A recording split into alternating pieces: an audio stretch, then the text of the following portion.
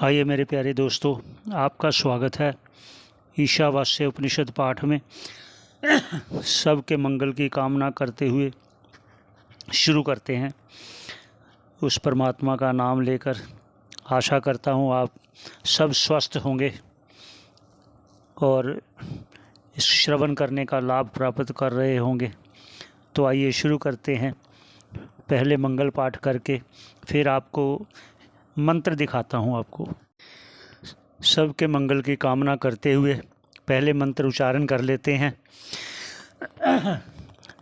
मैं चाहता हूँ कि आप सुविधा से आप ये मंत्र देखते रहो और उच्चारण करते रहोगे तो अच्छा रहेगा आपके लिए भी। आइए पहले उच्चारण कर लेते हैं। यहाँ अब इस मंत्र में कह रहे हैं कि इस आत्म तत्व को, जिस आत्म तत्व के बारे में बताया जा रहा है, उसका लाभ क्या होगा। जो सभी को अपनी ही आत्मा जानेगा, जैसे भगवान कह रहे हैं सर्वभूत हिते रताः।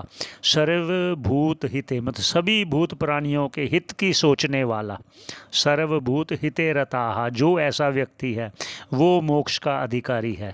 वही उसको लाभ क्या होगा उसके बारे में कह रहे हैं। आइए उच्चारण करते हैं पहले। यस्मिन् सर्वाणि भूतानि आत्मैव अभूत विज्ञानतः तत्र को मोह कः शोकः एकत्वम अनुपश्यतः।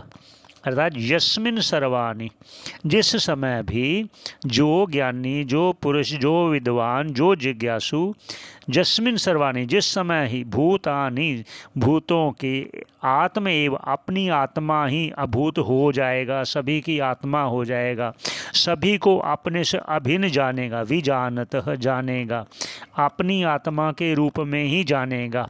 तत्र फिर उस समय, तत्र को मोह, फिर उसको मोह क्या होगा। मोह तो तभी होगा ना, भगवान राम जी भी कह रहे हैं ना माया क्या है। मैं और मोर तोरते माया, जेहि बस कीन जीव निकाया। सभी भूत प्राणियों के जिसने मोहित कर रखा है वो ये है कि मैं और मेरा, तू और तेरा, मम और अहम, इसी में लगे हुए हैं लोग। यही कह रहे हैं। फिर उसका जब सभी को अपनी आत्मा ही जान लेगा, सबको मैं रूप में ही जानेगा, सब मैं ही हूँ, तो जो कहेगा ना सब मैं ही हूँ, तो कोई भी व्यक्ति अपने आप से कभी भी घृणा नहीं करता। सब अपने आप को पसंद करते हैं कि मैं ठीक हूँ, मैं सही हूँ।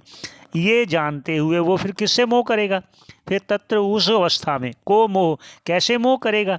मैं और मेरा और तू और तेरा रहेगा ही नहीं। जब एक ही जान लिया कि सब मैं ही हूँ, फिर जब मोह नहीं होगा का शोक, फिर शोक क्यों होगा। क्योंकि शोक मोह के कारण ही होता है। जहाँ मोह होता है वहीं शोक होता है। इसलिए तत्र को मोह, वहाँ मोह ही नहीं है तो का शोक, फिर क्या शोक होगा। शोक भी नहीं होगा, फिर तो वो आनंद में होगा। फिर एकत्वम, फिर एकत्व को अनुपश्यति, देखेगा, अनुभव करेगा एकत्व को। ऐसे ही भगवान भी कह रहे हैं ना, वासुदेव सर्वम इति सा महात्मा सुदुर्लभ। जब वो सारा कहेगा ये सब परमात्मा ही है, सब मुझ में ही समाया हुआ संसार है, सब मैं ही हूँ, तो फिर घृणा किससे करेगा, फिर मोह किससे करेगा, फिर शोक किससे होगा। देखिए कभी भी जब आपको कष्ट होगा तो दूसरे से होगा।